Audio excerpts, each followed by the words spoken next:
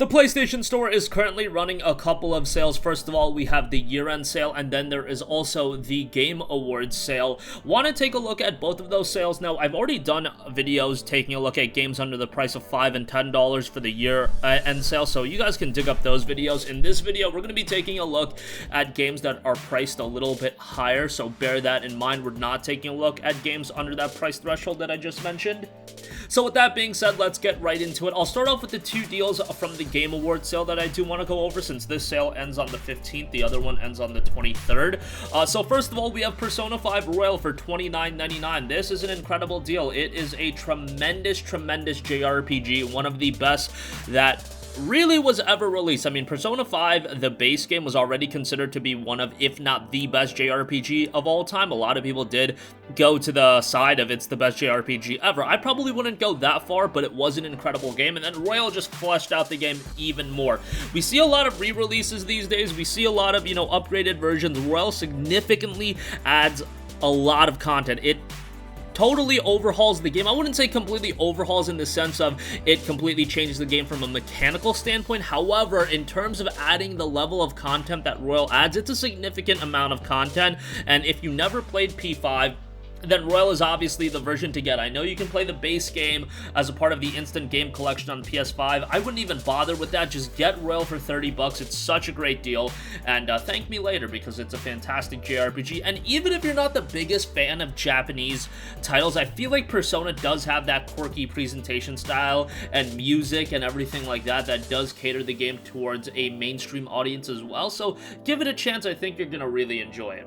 Next up, we have No Man's Sky, which is also 50% off for $29.99. I would wish that this game was a little bit cheaper. However, Hello Games has been so consistent in updating the game, keeping it fresh at a level which they really didn't have to. Yes, I know the initial game was a complete train wreck, but at this point, No Man's Sky has completely redeemed itself. It is a quality experience, and Hello Games remains committed to it, adding content, and of course, it has VR support now, and this is one of the best VR experiences that PlayStation VR offers. So if you have a VR headset, that accentuates the experience even more. If not, you're getting a very robust title here, and for 30 bucks, the content that you're getting is quite good, so would give that a shout as well.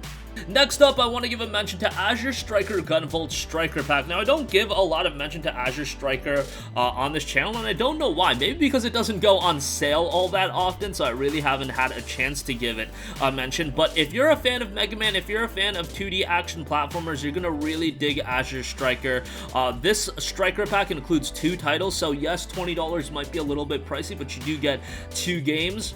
You get Gunvolt and Gunvolt 2, both on the PlayStation 4 in one package. Again, if you're a fan of Mega Man, you're gonna probably really enjoy this, so I would check that out. 20 bucks for both titles, I think is pretty good. Next up, we have Star Ocean: The Last Hope 4K and Full HD Remaster. I originally played this when it came out on the Xbox 360 back in, what was it, 2008, 2009? And I had a good time with it. Now, Star Ocean 4 is an interesting game. The visuals were pretty good. The gameplay was solid. There are some incredibly lengthy cutscenes. Like, we're talking about cutscenes 30, 40 minutes long from my recollection. It was incredibly lengthy in that regard. And let me say, the English voiceover, terrible. Just absolutely terrible in that regard. I mean, it gets to the point where maybe it's so bad it's good, laughable comedy-wise, but yeah, from that standpoint, not very good, but I think there's a lot more to like than dislike with Star Ocean: The Last Up, and I did want to give it a shout because this is definitely way better than Star Ocean 5, integrity and faithlessness, so $10.49 for this, I think, is pretty good. Wanted to give that a mention as well. Next up, Dishonored 2, $11.99, that's 70% off. I'm a big fan of Dishonored. Played the original when it came out, then I jumped into Dishonored 2 when it came out back in 2016, and I think Dishonored 2 is a better game. This one lets you play as 2 playable characters. You can play as Corvo.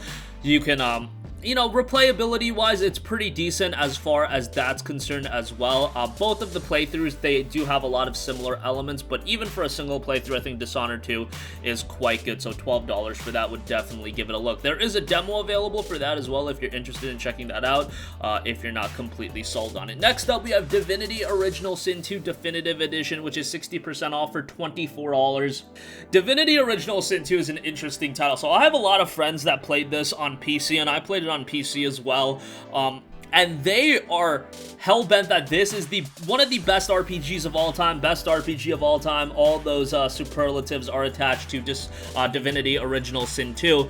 I didn't think it was that great, but from my standpoint, yeah, I don't think it's the best RPG of all time. Do I think it's really good? Do I think it has an incredible amount of depth? Do I think it has an incredible amount of replayability? Absolutely. Now, ideally, you would want to play this game on PC. Works well enough with the DualShock 4 controller, and if you can play with a couple of friends, that would be the ideal experience as well. If you want to play solo, I played it solo on PCs, and I didn't have the worst time in the world. I had a pretty good time with the game. Again, I don't think it's the best RPG in the world, like some people think, but it's a very, very well thought out, detailed game, and for $24, I think it's a pretty good get. Next up, we have Ni no Kuni Wrath of the White Witch Remastered, which is 75% off for $12.49. I think Ni no Kuni 1 is better than Ni no Kuni 2, and Ni no Kuni to me is a very, very good gateway JRPG. It's just got a very good art style, very solid presentation, and I think to a Western audience, it's very captivating. Great narrative, solid gameplay, and of course, the visuals. That is something to write home about, because the Studio Ghibli style visuals definitely do accentuate the presentation of Ni no Kuni. Really hard to not enjoy the game. It's just a very, very lovable title, and for $12.49, I think it's the perfect price to get into this one.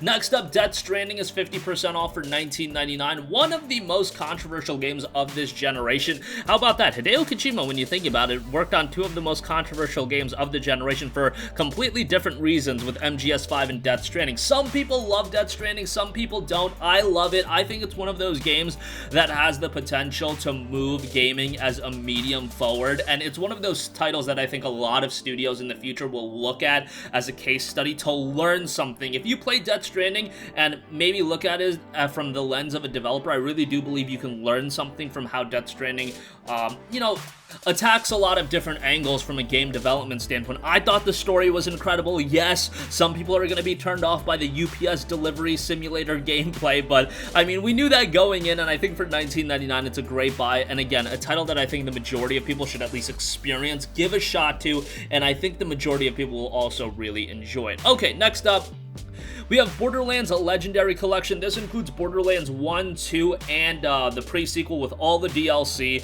This is a great buy and a lot of content. I've enjoyed all of these titles. Pre-sequel isn't as great as the other two games, but Borderlands 1, 2, and pre-sequel are all very good games. 1 and 2 in particular are really solid, and you get all the DLC, just a lot of content and a lot of replayability as well. Even if you're playing the game alone, you're gonna have a good time with it. So check that out. 20 bucks, I think, is pretty decent. And lastly, do want to give a shout to Monster Hunter World Iceborne Master Edition. We just talked about content. Well, if you want a game with a lot of replayability and content, this is a great get. Monster Hunter World, Capcom did a masterful job in keeping this game updated and fresh with content. And then Iceborne, its lone paid expansion, also added a significant amount of content, but it was a worthwhile paid expansion. So for $30, I think, you know, you're getting well over 100 hours of gameplay, probably well over 200 hours of gameplay if you're really, really dedicated to the game. And for 30 bucks, I think it's a pretty good shout. So that's going to conclude this video. Again, Sony running their Game Awards sale, the year-end sale. Game Awards sale ends on, what is it, December 15th, and by the way, Monster Hunter is also part of the Game Awards sale. I missed that, my apologies. So that's ending at December 15th, and then the rest of the deal is December 23rd. So, yeah, I imagine another sale is going to be starting very soon, because you would think Sony's going to have a sale running through Christmas Day. That's just my opinion, but that's going to wrap up this one. Sound off with all of your thoughts in the comment section down below. Thank you for watching, and goodbye.